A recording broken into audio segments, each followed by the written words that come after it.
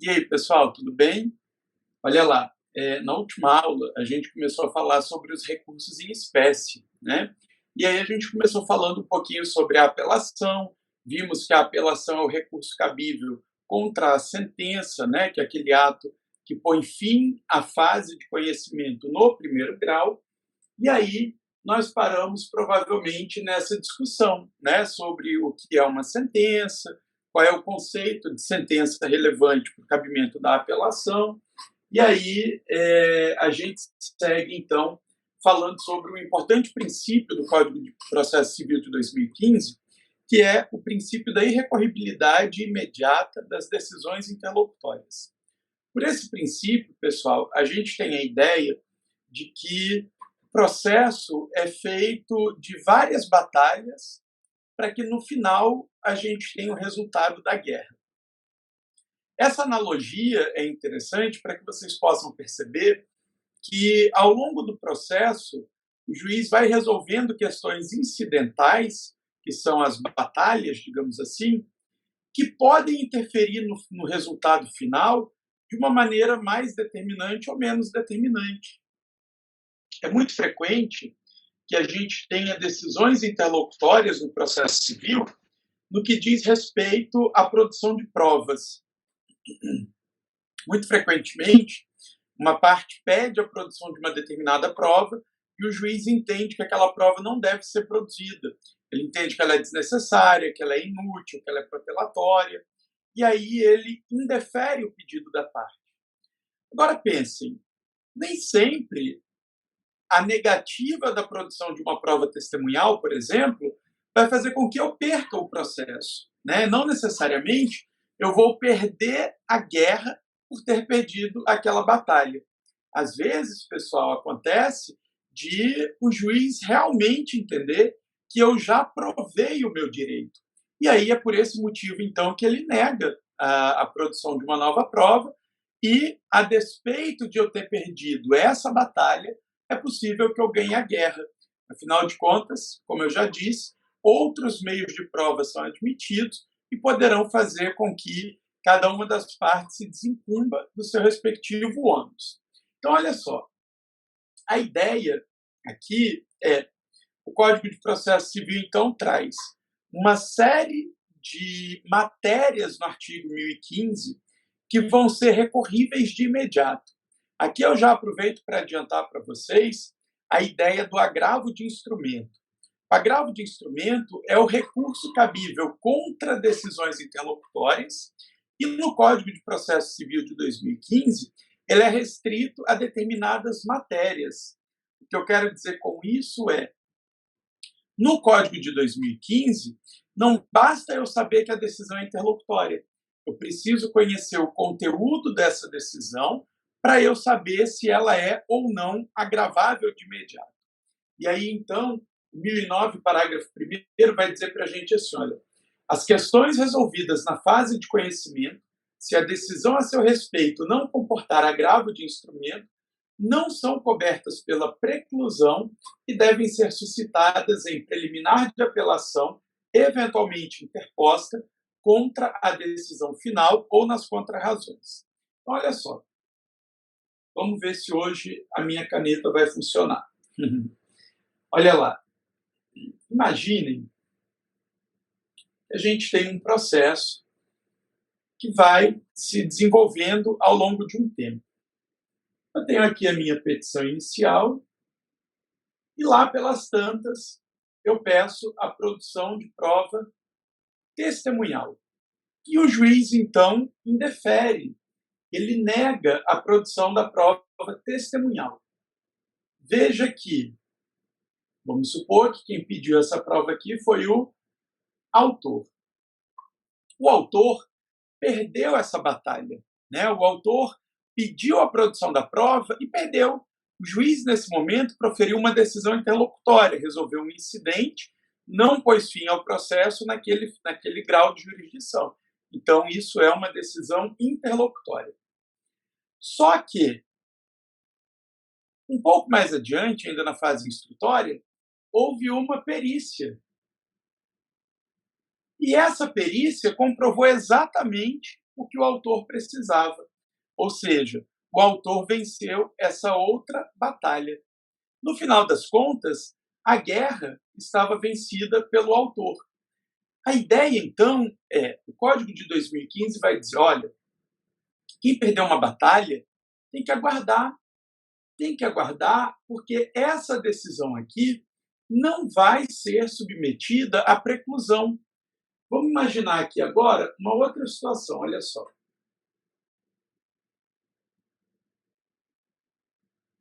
Pensando nesse mesmo caso, pessoal, o autor pediu então a prova testemunhal e perdeu.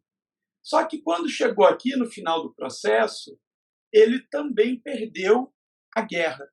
Então veja, esse autor não só perdeu a batalha, mas também perdeu a guerra, certo? Estamos trabalhando aqui, ó, com esse outro caso, tá? Pintado a preto aqui. Então, nesse caso, ele perdeu tanto a batalha quanto a guerra. Quando ocorre essa situação, o 1009, parágrafo 1º, vai dizer assim, ó, esta decisão interlocutória não vai ser submetida à preclusão, ou seja, o autor vai poder discutir essa decisão em outro momento. Que momento é esse? Quando ele recorrer da guerra, quando ele recorrer da sentença. Notem que, na apelação eventualmente interposta, o autor vai discutir esta sentença, bem como esta decisão interlocutória. Isso porque o indeferimento de prova testemunhal não é uma decisão interlocutória recorrível de imediato, não é uma decisão interlocutória agravável de imediato. Significa, portanto, que, perdendo essa batalha, aguarda o resultado da guerra. Se perder também a guerra, recorre das duas decisões em uma única apelação. Nesse caso, o autor vai, então, em preliminar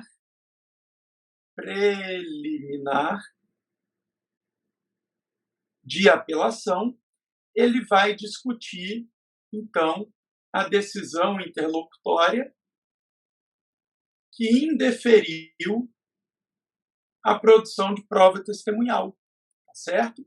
Essa é a ideia, então, do recurso de agravo, né? do princípio da irrecorribilidade imediata das decisões interlocutórias. Nota, então, que a gente tem dois panoramas. Em ambos, o juiz indeferiu a prova testemunhal, né? O autor perdeu a batalha, mas, em laranja, o autor ganha a guerra e, portanto, ele não tem motivo para recorrer.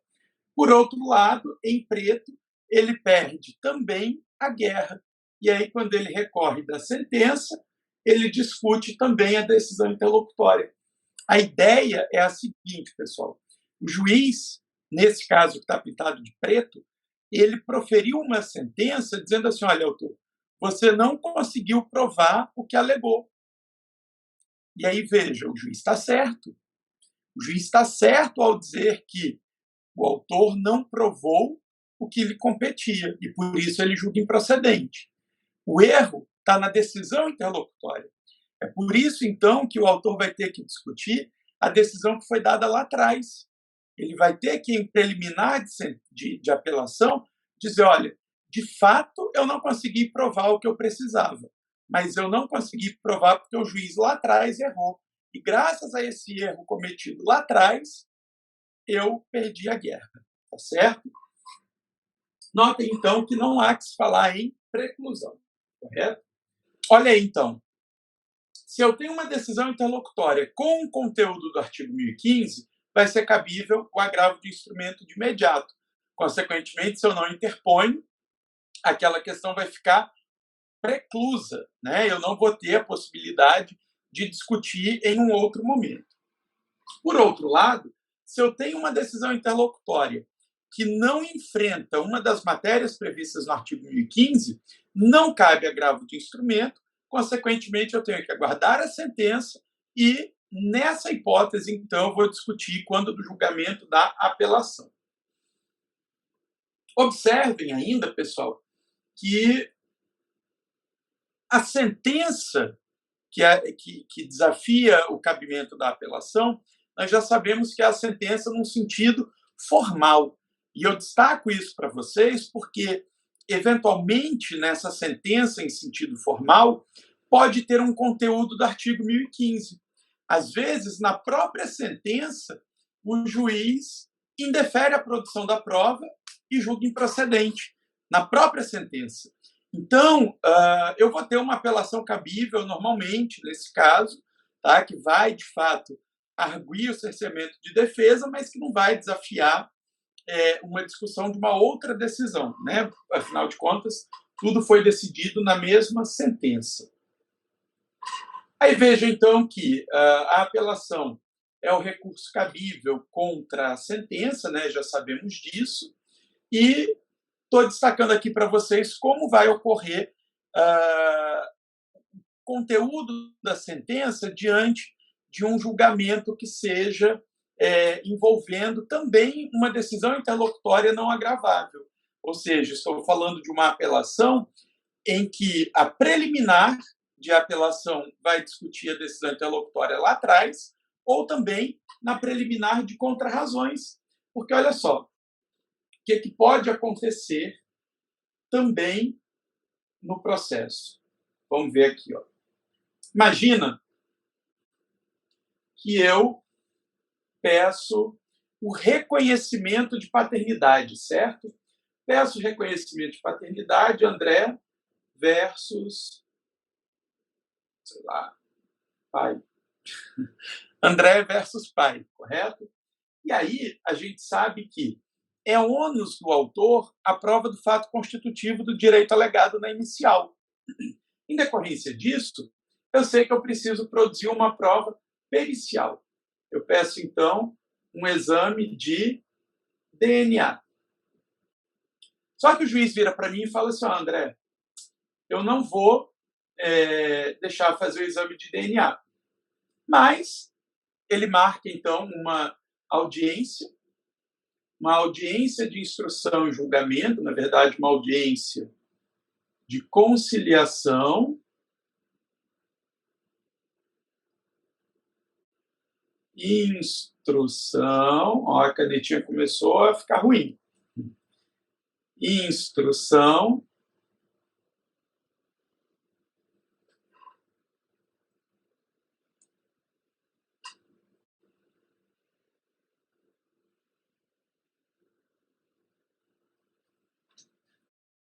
Vamos aqui, ó, pessoal. Vamos pensar numa outra situação.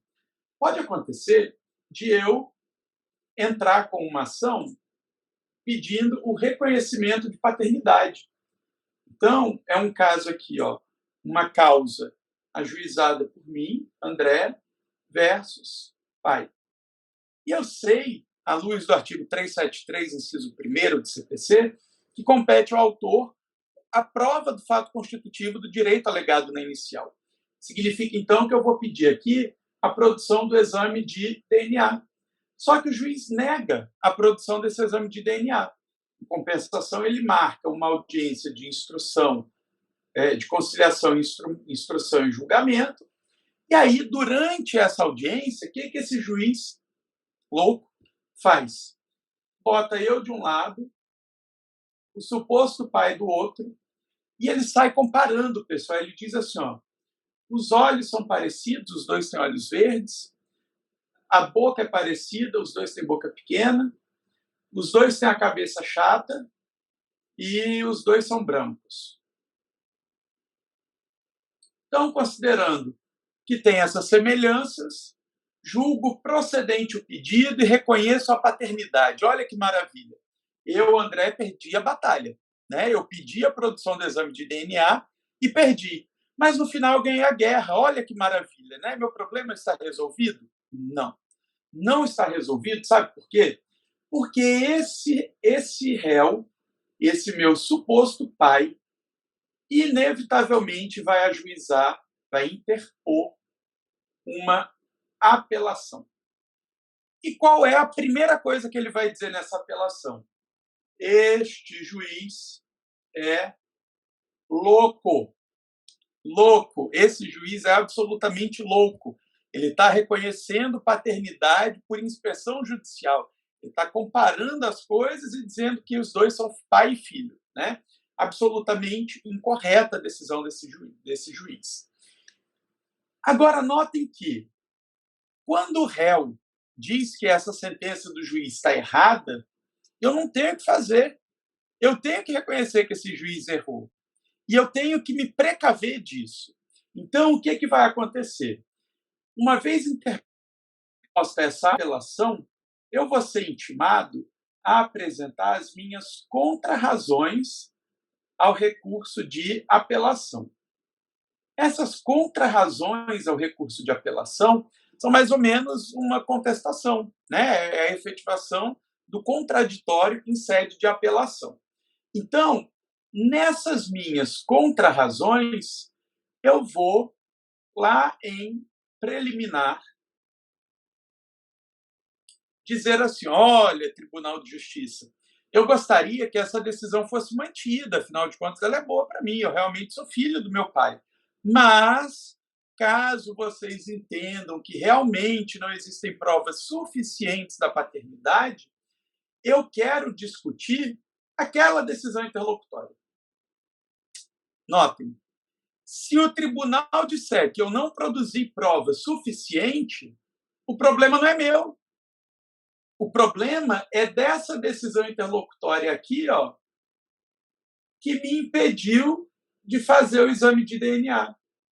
Percebam, então, que mesmo o autor, eu, tendo ganho na sentença, é possível que eu, em contrarrazões de apelação, argua uma tese recursal contra a decisão interlocutória lá de trás, dizendo assim: olha, se eu tiver de perder a guerra, né, até então eu ganhei, mas se eu tiver de perder a guerra, eu quero que volte lá naquela batalha, porque aquela batalha vai ser importante para eu reverter o resultado final, para eu poder reverter a guerra. Então, eu posso, mesmo nas contrarrazões, discutir aquela decisão interlocutória anterior. Bom, então é isso, pessoal. Não esquece de curtir, compartilhar, comentar, né? Tudo isso aí que um bom youtuber tem que pedir, né? E eu aguardo vocês lá na nossa videoconferência, no chat, no Blue, enfim. Estou à disposição de todos vocês e com saudades. Mas continuem em casa, continuem se cuidando e continuem estudando, tá certo? Um grande abraço e até breve.